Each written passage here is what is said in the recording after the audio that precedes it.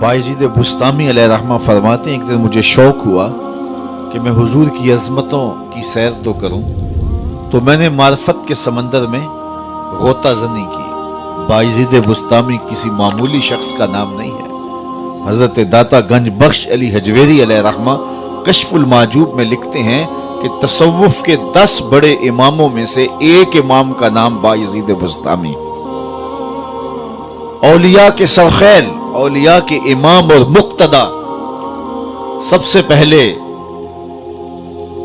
हजरत सैयदना बायजीद बुस्तामी रज़ियल्लाहु ताला अन्हु के लिए सुल्तानुल आरिफीन का लफ्ज बोला गया तरीकत में।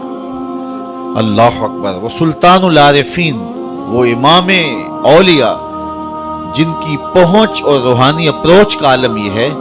यहया बिन मुऐन ने खत लिखा हजरत बायजीद बुस्तामी को, और जो लिखा उनकी अपनी कैफियत बातिन थी, लेकिन वसीग़ा गैब लिखा। बुजुर्गों का माजी में ये तरीका होता था कि अपनी बात भी बयान करना होती तो वसीग़ा गैब बयान करते, ताकि जो है वो लोगों से मामला मख्फी रहे।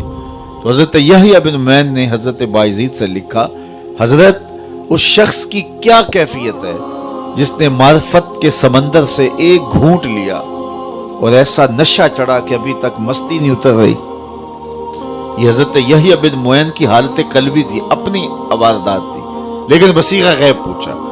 उस शख्स की क्या हालत है जिसने मार्फत के समंदर से एक घूंट पिया और ऐसा नशा चढ़ा कि अभी तक मस्ती नहीं उतर रही। तो हजरत बायजीद ने उसका जवाब लिखा, और जो लिखा वो कैफियत उनकी अपनी थी, लेकिन उन्होंने भी वसीग़ा गैब लिखा।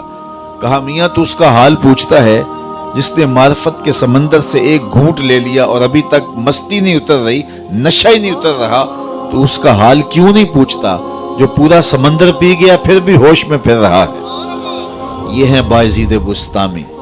अल्लाह अकबर। तैफूर से मक्कातुल मुकर्रमा तक जब हज का सफर किया तो 12 साल लगे। हालांकि इतना लंबा फासला ही नहीं था। 12 साल कैसे लगे? हर कदम पे 2 रकत पढ़ते थे और आगे बढ़ते थे। 12 साल में तैफूर से मक्कातुल मुकर्रमा जब पहुंचते हैं और काबतुल्लाह पे पहली नजर पड़ती है तो हजरत बायजीद बुस्तामी निगाहें नीची कर लेते हैं। तो किसी ने कहा, हजरत इतने शौके फरावा के साथ आए हैं और काबतुल्लाह सामने है, अब आपने निगाहें झुका ली? तो हजरत बायजीद फरमाने लगे कि इतनी दूर से पत्थर देखने के लिए तो नहीं आया था, ये पत्थर बुस्तान में थोड़े थे। तो फिर दूसरी नजर उठाई तो काबा भी देखा, काबे वाला भी देखा, लेकिन बायजीद बुस्तामी फिर भी मुतमईन नहीं हुए, फिर नजरें झुका ली। पूछा, हजरत अब क्या मसला है? कहा, जब वो नजर आता है तो साथ में पत्थर नजर क्यों आते हैं? तो जब तीसरी मर्तबा नजर उठाई तो जिधर देखा उसी के जलवे नजर आए। ये है बायजीद बुस्तामी, ये है उनकी पहुंच, ये है उनकी अप्रोच, ये है उनकी रूहानी इस्तेदाद। फरमाते हैं, मैंने एक दिन रूहानी तौर पे जो है वो गोता लगाया मार्फत के समंदर थे, और मेरा शौक ये था कि हुजूर की शानों को मुलाहजा करूं। फिर क्या हुआ? फाइजा बैनी व बैनहा अल्फो हिजाब मिन नूर। कहते जहां मैं खत्म हो रहा था और मुस्तफा जाने रहमत अभी शुरू हो रहे थे, मेरे नुक्ताए इख्तिताम और उनके नुक्ताए आगाज के दरमियान 1000 नूर के पर्दे हायल थे, और अगर मैं एक कदम भी आगे बढ़ता तो जल के राख हो जाता। जिस नबी के कदम इतने ऊंचे हैं उसका सर कितना ऊंचा होगा? कोई हद है उनके उरूज की, बाला गल ओलाबे का। मौलवी का तो दिमाग खराब हो गया कि वो तराजू गाड़ के उसको तोलने लगा जिसको तोला नहीं जा सकता, उसको नापने लगा जिसको नापा नहीं जा सकता। मैं तो कहा करता हूं, डिठे वरक कुरान दे फोल सारे, तेरी शान जिया नहीं कोई होर डिठा, तेरी शान दा करे मुकाबला जेड़ा, ओनू आशकां असली चोर डिठा।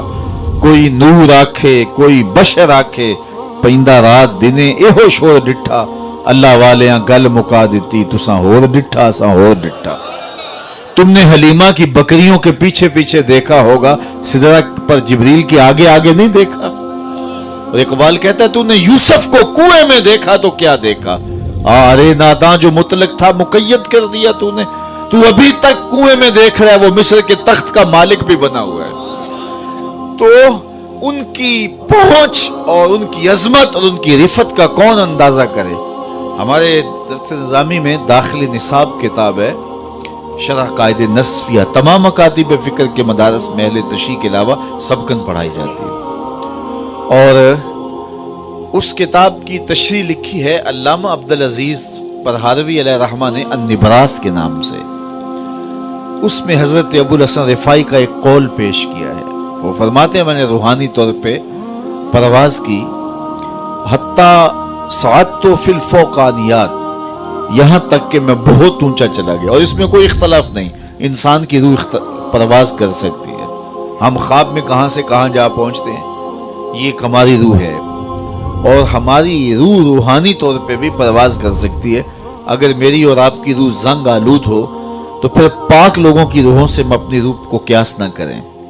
جن کی روحیں مصفہ ہیں، جن کے آگے حجاب اور پردے نہیں ہیں، تو وہ پرواز کرتی ہیں. تو وہ فرماتے ہیں میں نے روحانی طور پہ پرواز کی، حتیٰ صعدت فی الفوقانیات، یہاں تک کہ بہت اونچا چلا گیا. ایک عرش آیا اسے عبور کیا، دوسرا عرش آیا اسے عبور کیا، 7 لاکھ عرش عبور کر گیا. عرش ایک نہیں ہے، عرش بہت سارے ہیں. عالم امکان اور عالم وجوب کے درمیان عرش عالم برزخ ہے. جب اللہ تعالیٰ اس دنیا پہ کوئی تجلی ڈالنا چاہتا ہے تو پہلے عرش پہ ڈالتا ہے، وہاں سے تجلیات چھن کے دنیا پہ آتی ہیں. اگر ڈائریکٹ آ جائیں تو کوئی تاب ہی نہ لا سکے. یہی بہتر ہے کہ وہ پردے میں روح پوش رہے، وہ اگر پردہ اٹھا دے تو کسے ہوش رہے. عرش ایک نہیں، عرش بہت سارے ہیں. کہتے ہیں میں 7 لاکھ عرش عبور کر گیا. آواز آئی ابوالحسن رفاعی کدھر آ رہے ہو؟ تو میں نے عرض کی مالک معراج کی شب جس عرش کی چھاتی پہ محبوب کے قدم لگے تھے، میں اس عرش کو دیکھنے کے شوق میں کشاں کشاں یہاں تک پہنچا ہوں. نہ سفر بشرط مال ہے، نہ طلب بقید سوال ہے، فقط ایک سیری ذوق کو میں بھٹک رہا ہوں کہاں کہاں. میرے دل کی خلوتیں کئی بار سج کے اجڑ گئیں، مجھے بارہا یہ گماں ہوا تم آ رہے ہو کشاں کشاں. کہا تو میں اس شوق میں یہاں تک پہنچا ہوں تو میں اس عرش کو دیکھنا چاہتا ہوں اور میری پرواز کی غرض و غایت یہ ہے. تو آواز آئی ارجع لا وصول لکا، ابوالحسن پلٹ جاؤ، تم کروڑوں سال بھی پرواز کرو، جس عرش کی چھاتی پہ محبوب کے قدم لگے تھے وہاں تمہارا خیال بھی نہیں پہنچ سکتا. جس نبی کے قدم اتنے اونچے ہیں اس نبی کا سر کتنا اونچا ہوگا. کوئی حد ہے ان کے عروج کی، بالا غل اولاب کمال ہی. تو کہا دہا سے مراد حضور کے کمالات ظاہریہ ہیں اور لیل سے مراد حضور کے کمالات باطنیہ ہیں. ایک قول یہ پیش کیا کہ دہا سے مراد حضور علیہ الصلاۃ والسلام. اللہ اکبر، یہ اللہ نے اپنے محبوب کو شانیں دی ہیں نا، یہ حضور علیہ السلام کی عظمتیں ہیں، یہ حضور کی رفتوں کا عالم ہے. تو کہا دہا سے مراد حضور کے کمالات ظاہریہ اور لیل سے مراد حضور کے کمالات باطنیہ ہیں. پھر کہا دہا سے مراد حضور علیہ السلام کا نور علم ہے جس سے کائنات کی کوئی چیز پوشیدہ نہیں، چٹے دن کی طرح روشن، ہر شے محبوب کی نگاہوں میں ہے. اللہ کے محبوب کی نظروں میں کوئی چیز پوشیدہ نہیں. وَإِنِّي أَرَىٰ مَا لَا تَرَوْنَ وَأَسْمَعُ مَا لَا تَسْمَعُونَ، جو میں دیکھتا ہوں وہ تم نہیں دیکھتے اور جو میں سنتا ہوں وہ تم نہیں سنتے. اللہ نے وہ سماعتیں دی، وہ بصارتیں دی. یہ غلطی ہوتی ہے کہ اپنے حواس کو نبی کے حواس پہ قیاس کیا جائے یا نبی کے حواس پہ اپنے حواس کو قیاس کیا جائے. قرآن پڑھیے، سورہ نمل اٹھائیے. حضرت سلیمان اپنے لاؤ لشکر کے ساتھ جب آگے بڑھے تو وادی نمل آ پہنچے. تو وادی نمل میں چیونٹی نے جب لشکر سلیمان آتے دیکھا تو اس نے اپنی ہمجولیوں سے چیونٹیوں سے کہا کہ جلدی جلدی اپنی بلوں میں داخل ہو جاؤ، اللہ کے نبی کا لشکر بے خبری میں تمہیں کچل نہ ڈالے. اللہ اکبر. اور یہ بات حضرت سلیمان نے سنی. کتنی دور سے سنی؟ 3 میل یا 7 میل دور. 3 فراسخ اگر ہیں تو 9 میل بنتے ہیں.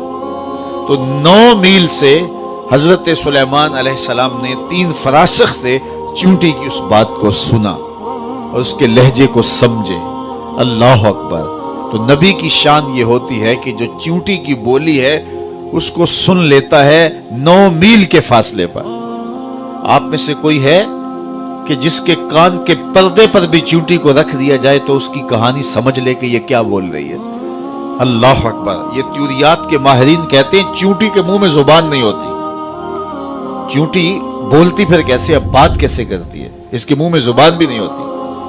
تو اس کے منہ کے قریب باریک سے 2 ریشے ہوتے ہیں، مہین سے 2 بال ہوتے ہیں۔ جب اس نے اپنی ہمجولی کو کوئی میسج دینا ہوتا ہے